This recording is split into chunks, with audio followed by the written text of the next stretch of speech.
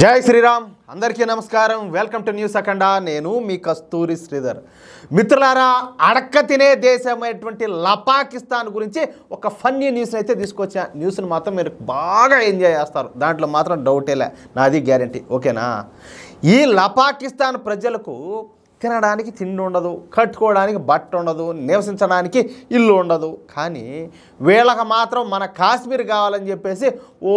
తెగ గోల గోల చేస్తూ ఉంటారు కాదురా మీకు ఉండే వాళ్ళకి ఆడికి తిండికి తికాణా లేదు మళ్ళీ కాశ్మీర్ తీసుకొని పోయి మీరు ఏం చేస్తారు వాడు మోటార్ చేతికి మొగలు పువ్వు ఇచ్చే మడి శాండో పెట్టుకున్నా అంట అట్టగా మీకెందుకురా కాశ్మీరా మీ బతకలక అయితే ఇప్పటికే ఈ ఉగ్రవాద దేశమైనటువంటి పాకిస్తాన్లో జనాభా 25 కోట్లకు చేరింది వాళ్ళలో అత్యధిక శాతం మంది ప్రజలు మురికివాడల్లోనే నివసిస్తూ ఉంటారు వారానికి ఒకసారి మాత్రమే స్నానం చేస్తూ ఉంటారు సరేలే నీళ్లు కరువు అనుకోండి నేనేమన్నాను ఇప్పుడు వారానికి ఒక రోజు స్నానం చేస్తారు అని నేనేమో తప్పు మాట్లాడానా చాలామందికి తెలియదు కానీ పాకిస్తాన్లో సంపన్నులు అంటే డబ్బులు ఉండేవాళ్ళు నివసించే ప్రాంతాలు తప్ప మిగిలిన ప్రాంతాలన్నీ కూడా మురికి ఓడలతో కంపు కొడతా ఉంటాయంట గబ్బు అమితమైన గబ్బు ఇక పాకిస్తాన్లోకి కొత్తగా వచ్చే పెట్టుబడులు అంటూ ఏమీ కూడా ఉండవు అది ఏముండదని పెట్టుబడులు పెడతారో ఉగ్రవాద కొంపలు తప్పితే కొత్తగా స్థాపించేటటువంటి పరిశ్రమలు ఏవి కూడా ఉండవు ఉపాధి అవకాశాలు కూడా ఏముండవు పాకిస్తాన్లో ఎక్కడ చూసినా కూడా ఆకలి దరిద్రం పేదరికం తాండవిస్తూ ఉంటాయి అసలు వీళ్ళు మనుషులా లేకపోతే బురద గుంటలో పొలాడే పందులు అనే విధంగా ఈ పాకిస్తాన్లో పరిస్థితులు అయితే ఉంటాయన్నమాట నిజానికి మన దేశంలో కాంగ్రెస్ ప్రభుత్వం అధికారంలో ఉన్నంత వరకు పాకిస్తాన్లో పరిస్థితులు మెరుగ్గానే ఉంటా ఉన్నాయి కానీ భారతదేశంలో ఎప్పుడైతే మోడీ ప్రభుత్వం వచ్చిందో అప్పటి నుంచి పాకిస్తాన్కు తీవ్రమైనటువంటి కష్టాలన్నీ కూడా మొదలైనాయి కాంగ్రెస్ ప్రభుత్వం ఉన్నప్పుడు ఫేక్ కరెన్సీ అంతా తయారు చేసేది ఏడా పాకిస్తాన్లో దాన్ని మన దేశంలో విచ్చలవిడిగా చలామణి చేసేది అప్పుడు మన డబ్బులు వాళ్ళకి వస్తాయి కదా ఏది ఒరిజినల్లా ఆ డబ్బులు తీసుకుపోయేది వాళ్ళ అభివృద్ధి కార్యక్రమాలకు తినడానికి తిరగడానికి ఈ ఉగ్రవాద కార్యకలాపాలకు వాటికన్నిటి కూడా పెద్ద ఎత్తున ఖర్చు పెడతా ఉన్నారు పైగా ఏంటంటే వాళ్ళు తందాన అంటే ఈ కాంగ్రెస్ ప్రభుత్వం తయ్యి అంటా ఉన్నది ఆ విధంగా నడుస్తుంది అనమాట వాళ్ళ పని 3 పూలు 6 కాయలుగా పైగా ఏంటంటే ఈ కాశ్మీర్లో ఉండేటటువంటి వేర్పాటువాదులంతా కూడా పాకిస్తాన్కి సపోర్టు ఈ కాంగ్రెస్ ఏమో ఈ వేర్పాటువాదులకు సపోర్టు ఆ విధంగా వాళ్ళ పని అద్భుతంగా నడుస్తూ అనేది కానీ భారత్లో ఎప్పుడైతే మోడీ ప్రభుత్వం వచ్చిందో అప్పటి నుంచి పాకిస్తాన్కు ఏడలేని కష్టాలన్నీ కూడా మొదలైపోయినాయి ఇక తీవ్రవాదం గురించి చెప్పాల్సిన అవసరమే లేదు ఎందుకంటే పాకిస్తాన్లో తీవ్రవాదం ఒక కుటీర పరిశ్రమలాగా విరాజిల్లుతూ ఉంటుందన్నమాట ప్రపంచంలోనే పేరెన్నికగన్నటువంటి తీవ్రవాద సంస్థలన్నీ కూడా ఈ పాకిస్తాన్లోనే ఉంటాయి దీంతో పాకిస్తాన్ అన్ని విధాలుగా సర్వనాశనం అయిపోయింది 3 సంవత్సరాల క్రితం పాకిస్తాన్ ప్రధాని అయినటువంటి షహబాజ్ షరీఫ్ మాట్లాడుతూ మేము ఏ దేశానికి పోయినా ఎక్కడికి పోయినా మమ్మల్ని బిచ్చగాళ్ళ లెక్కన ముష్టివాళ్ళ లెక్కన చూస్తున్నారని చెప్పేసి తెగ బాధపడిపోయినాడు బాధపడేదానికి ఏముండదు వాళ్ళు ఉండేదే కదా చెప్పినారో దాంట్లో మళ్ళీ బాధపడేదానికి ఏముండదు ఇప్పుడు దానిని పాకిస్తాన్ ప్రజలు నిజం చేసి చూపించారు అది ఎట్టా అనేది ఇప్పుడు మీకు చెప్పే ప్రయత్నం చేస్తా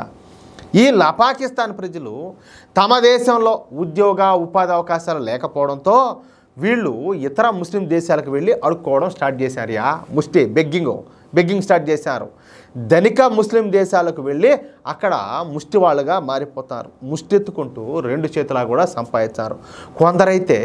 ఈ దొంగతనాలు దారి దోపిడీలు చేస్తా కాలం అయితే ఎల్దిస్తున్నారంట ఈ విధంగా పాకిస్తాన్ నుంచి పోయి ముష్టి అడుక్కునే వాళ్ళ సంఖ్య సౌదీ అరేబియాలో ఎక్కువగా ఉండాలి వీళ్ళు హజ్ యాత్రకు అని చెప్పేది పాకిస్తాన్ నుంచి సౌదీ అరేబియాకు పోయేది అక్కడ ముష్టి అడుక్కునేది ఇది తతంగం అంతా కూడా సౌదీ అరేబియా ప్రజలను ఈ పాకిస్తాన్ వాళ్ళు తీవ్ర ఇబ్బందులకు గురి చేస్తారంట పెద్ద మాల్స్ వద్ద అదేవిధంగా ఈ సెంటర్ల దగ్గర అదేవిధంగా ఈ సిగ్నల్ లైట్లు ఉంటాయి కదా ఏది ఈ ట్రాఫిక్ సిగ్నల్స్ ఇట్లా అక్కడ అలాంటి చోట్లంతా చేరి ఈ సౌదీ అరేబియా పరువు తీస్తారంట అడుక్కుంటా దీంతో ఈ సౌదీ అరేబియా తమ దేశంలో ఉండేటటువంటి పాకిస్తాన్ ముష్టి వాళ్ళను తిరిగి వాళ్ళ దేశానికే పంపిస్తుంది ఈ విధంగా సౌదీ అరేబియా ప్రభుత్వం దాదాపు 5033 మంది పాకిస్తాన్ బిచ్చగాళ్లను తిరిగి పాకిస్తాన్కి అయితే పంపించిందంట అలాగే యుఏఈ ఇరాకు మలేషియా ఒమను ఖతార్ దేశాలు కూడా ఈ పాకిస్తాన్కి చెందినటువంటి ముష్టి వాళ్ళను తమ దేశం నుంచి వెళ్ళగొడుతున్నాయంట. ఈ మాటలన్నీ కూడా నేను చెప్పడంలే, సాక్షాత్తు పాకిస్తాన్ నేషనల్ అసెంబ్లీలో పాకిస్తాన్ ఇంటీరియర్ మినిస్టర్ అయినటువంటి మొహసిన్ నఖ్వీ తెలియజేశాడనమాట ఈ విషయాలన్నీ కూడా. ఈ పాకిస్తాన్ ముష్టి వాళ్ళు ఇతర దేశాల్లో మాత్రమే కాకుండా పాకిస్తాన్లో కూడా ఈ సంపన్నమైనటువంటి ప్రాంతాల్లో అడుగు తింటున్నారంట. ఈ విధంగా పాకిస్తాన్లో అడుగు తినే పాకిస్తానీల సంఖ్య 2 కోట్లుగా ఉండదంట. అంటే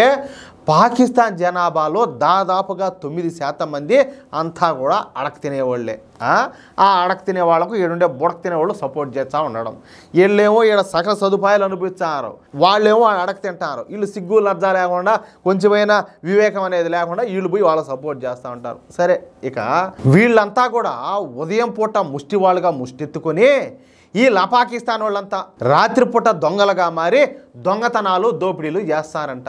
ఏం చేస్తారో వాళ్ళకు తిండికి తికాణా ఉంటే కదా, ఏదన్నా ఉంటే ఉపాధి ఏదో ఒకటే, సరే ఏదో పని చేసుకొని పోతారు. ఆడ ఉగ్రవాద కొంపలు తప్పితే ఏమీ లేకపోయా ఏం చేస్తారు, దొంగతనాలు దోపిడీలు చేయక. దీంతో ఇప్పుడు ప్రపంచ దేశాలు ఏవి కూడా ఈ పాకిస్తానీలకు కనీసం విజిటింగ్ వీసాలు కూడా ఇవ్వటం ఆపేశారు. అది ఆ విషయమా, అది వాళ్ళ బతుకు. అర్థమైందా మిత్రులారా?